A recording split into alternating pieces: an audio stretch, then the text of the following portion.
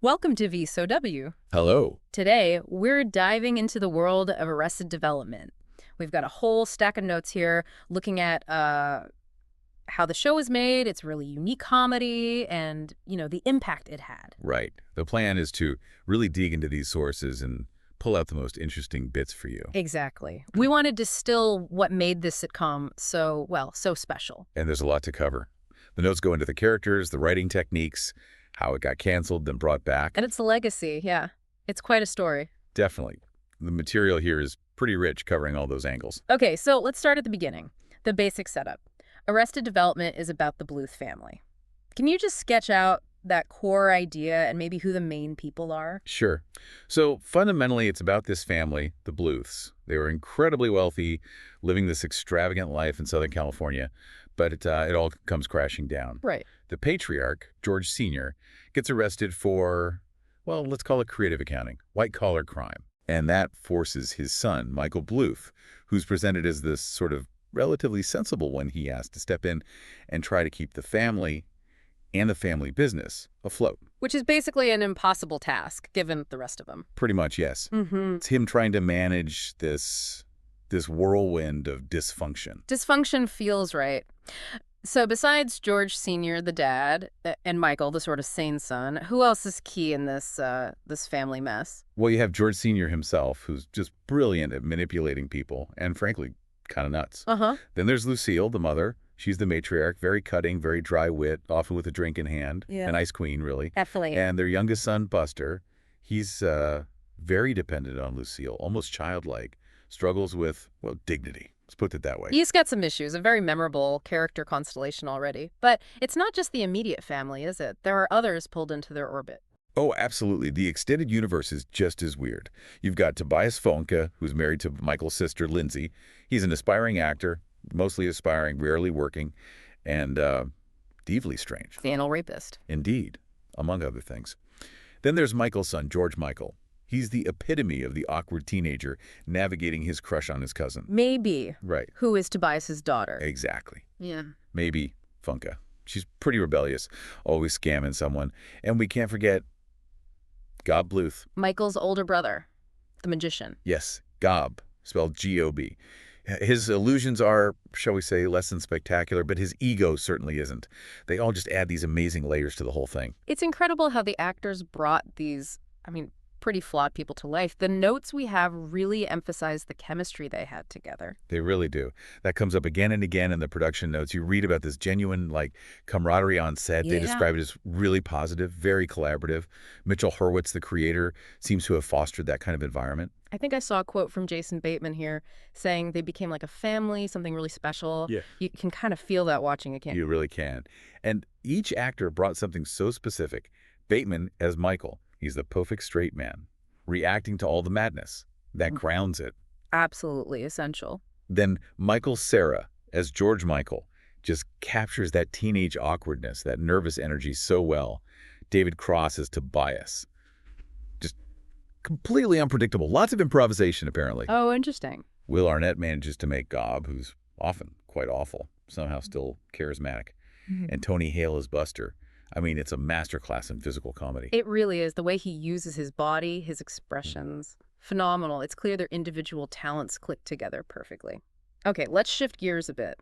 The humor itself. It wasn't your standard sitcom fare, was it? Not at all. That's one of his defining features. Yeah. It really steered clear of the usual setup punchline rhythm you saw everywhere else. So what did it do instead? Well, it relied hugely on running gags.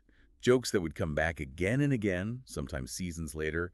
Callbacks to tiny details, and tons of wordplay, double meanings.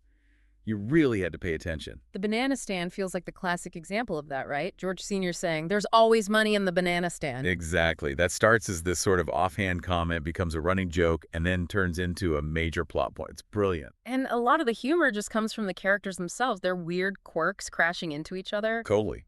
Like Lucille's passive aggression, which is almost an art form, bumping up against Gob's massive, completely unearned confidence in his magic. It's that collision of personalities. Precisely. And the show wasn't afraid to be, well, a bit edgy or even kind of dirty sometimes. Yeah, our notes mention Tobias stretching out that insult, country music loving lady, which takes forever. Right. Or that incredibly awkward phone call where George Sr. thinks he's talking to a phone sex operator, Yeah. but it's actually George Michael. Oh, God, yeah. Cringeworthy, but hilarious. It shows how smart the writing was funny on different levels. And those running gags you mentioned, they weren't just jokes for joke's sake, were they? They often seemed to mean something more. That's a really good point. They're definitely a key part of the structure. They often tell you more about the characters or the family dynamics. Like George Sr.'s weird thing with puppets. Franklin the Hmm. Puppet. It's funny, but also kind of creepy. It is. What do the notes suggest about that? Is he just losing it, or is it something else? Well, there are a couple of interpretations floated. Hmm. One is that it shows how he sees people just puppets he can control. The other is maybe it's him cracking under the pressure, retreating into this fantasy world. Interesting. And then there's Buster losing his hand. That became a huge running gag. Oh, absolutely. His one-armed madness, as one source calls it. It happens after he's attacked by a seal. Lucille. Loose seal, Mm. exactly. But the notes point out there was foreshadowing, like the hand-shaped chair, him playing Captain Hook. Right. And then afterwards, all the jokes about his hook, giving massages with it. The irony, too, that it was a loose seal that bit him, echoing Lucille's his mother, who controlled his life. It's so layered. It really is dense with jokes like that. It even connects back to George Sr.'s lessons with J. Walter Weatherman, the one-armed guy teaching lessons. Yes, Eh. with the flying fake arm. And maybe George Michael's homemade Star Wars video, thinking about Luke losing his hand. It's all woven together. It builds this whole comedic universe. Okay, so beyond the jokes, the show also played with narrative structure, didn't it? Using irony and that narrator. Massively. Irony is everywhere. In the dialogue, like Lucille saying she'd rather be dead in California than alive in Arizona. Classic Lucille. And in situations, character arcs. Also, the flashbacks aren't just for background. They often deliberately undercut what a character is saying in the present. Like with Tobias denying his acting past. Exactly. You'll see him claim something, then flash back to him doing the exact opposite, often in some ridiculous costume. And the narrator, Ron Howard, he wasn't just explaining things, was he? No, he was often unreliable, and that was used for comedy, too. The notes mention the bit where George Michael and Maybe almost kiss. Oh, yeah. The narrator says something like, they never actually did, and then immediately cuts to them kissing, and he goes, they did. It completely plays with your expectations. That's brilliant. It makes the whole thing feel unpredictable, not like a standard sitcom where you know the beats. Precisely. He keeps the audience engaged, questioning, never quite sure what's real within the show's reality. So it's funny, it's cleverly structured, but the notes also talk about the family dynamics being really central. It wasn't just jokes. No, not at all. Underneath the comedy, it's actually a pretty sharp look at a deeply dysfunctional family where nobody really communicates honestly. Hmm. Each character's flaws just get magnified by bouncing off the others. Mm. Even Michael, who tries so hard to be the normal one. He has his own issues, especially in how he relates to George Michael. His attempts to be a good dad often backfire spectacularly because he's still a Bluth, fundamentally. That's true. And it's interesting how even the characters who seem purely for comic relief, like Buster, still have their own stories with, like, actual emotional stakes. His whole thing with Lucille is complex. Very complex, and the writing uses subtext really effectively. A conversation might seem to be about, say, the banana stand again. Right.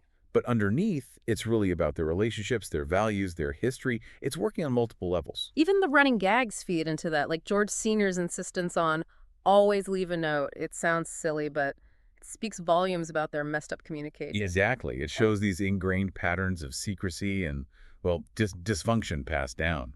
The writers clearly put a lot of thought into making these relationships feel real, even amidst the absurdity. Which makes the show's initial cancellation even stranger in hindsight. It was so acclaimed by critics. Why did Fox let it go? Well, the notes point to a few things. Critically acclaimed, yes, but the ratings just weren't great for a network like Fox at the time. Okay. And they apparently kept shuffling its time slot, which never helps build an audience. You couldn't reliably find it. Bad sign. There's also mention of maybe some weak advertising and even a lawsuit over the name Arrested Development, potentially causing issues. And bad luck, too. The final few episodes aired against the Winter Olympics. Ouch. So perfect storm, really. Seems like it. It felt like a show that was maybe just too weird, too dense, too ahead of its time for network TV back then. But it found this huge life afterwards, didn't it? DVDs, streaming. Absolutely. Yeah. It became a massive cult hit after Cancellation. People discovered it, shared it, and the fan base just grew and grew. which eventually led to Netflix stepping in. The revival. So its style maybe fit better with, how people watch TV now, binge watching, catching all those details. Yeah, I think that's a big part of it, yeah.